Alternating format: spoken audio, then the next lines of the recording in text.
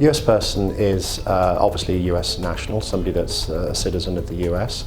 It can also be a green card holder if it's a person as well, and anybody that's in the US at the particular time. So if you or I go to the US for those particular time while we're there, we are US persons. The companies that are established in the US would also be treated as US persons.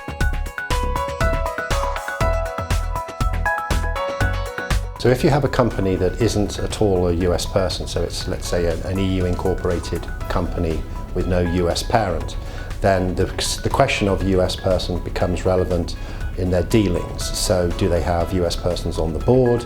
Do they have US persons in the management chain that have to take particular decisions? Those persons that are involved in that non-US business will have to recuse themselves from any activity to do with Iran.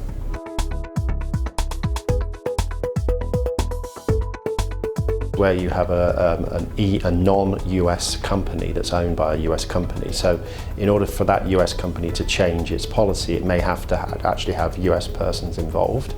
So in that situation, there is a provision in General License H that permits that US company to change its policy to allow its non-US subsidiaries to do business in Iran.